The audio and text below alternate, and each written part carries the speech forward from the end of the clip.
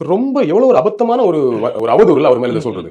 C cinema உலகில sincerity, punctuality, டெடிகேஷன்ல ரொம்ப முக்கியமான உதாரணம் வரும். ஓகே. அவர் கமல் மாதிரி மிகச்சிறந்த நடிகர் இல்லாம இருக்கலாம், அவர் ஒரு என்டர்டெய்னர் ஆக்டர் தான், அவருமே அதை ஒத்துக்கிறார். ஆனா அந்த ஒரு என்டர்டெய்னர் ஆக்டர் கூட எவ்வளவு சின்சியரா இருக்காரு பாருங்க. நடனமே ஆட தெரியாத ஒரு மனிதர் நடனம்னாலே விஜய் அப்படிங்கிற ஒரு இடத்தை கொண்டு வந்தார். உழைப்பு பங்க்சுவல்னா அதான் பங்க்சுவல். காலை 7 மணி ஷூட்டா 6:45 மேக்கப்போட ஸ்பாட்ல இருப்பேன், 9 மணி ஷூட்டா 8:45 மேக்கப்போட ஸ்பாட்ல இருப்பேன்.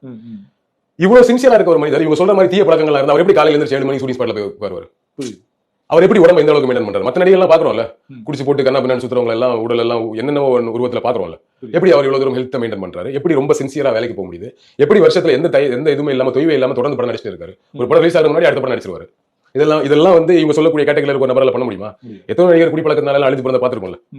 சோ அதெல்லாம் சும்மா அதெல்லாம் அப்படிலாம் பேசக்கூடாது, ரொம்ப தப்பு. தனிப்பட்ட அவதூறு அது உண்மையா இருந்தா கூட சரி, ஏதோ ஒரு சைடுல உண்மை சொல்றாங்கலாம்.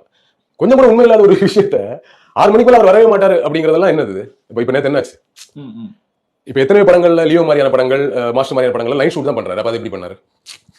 எல்லா நாளும் ஒரு படத்துல 100 நாள் காட்சியில 100 நாள் காலையில 9 மணி 6 மணிக்கு தான் இருக்குமா? நைட் ஷூட்ல இருக்காதா? ஸ்டண்ட் காட்சியெல்லாம் நைட்லாம் எடுப்பாங்க இல்ல? சோ இது அது ஒரு அபத்தமான குற்றச்சாட்டு. அதை நிரூபிக்கணும். இதன் மூலமா அது வந்து பொய்யின் ஆயிருக்குங்கிறதெல்லாம் இல்ல, அது எல்லாருமே தெரியும் அது பொய்ன்னு. அதனால அது ஒரு பொய்யான குற்றச்சாட்டு. இதன் மூலமா அட்லீஸ்ட் அதை நம்புறவங்களுக்கு வேணா அப்படிலாம் இல்லைன்னு புரிஞ்சுச்சுன்னா சந்தோஷம்.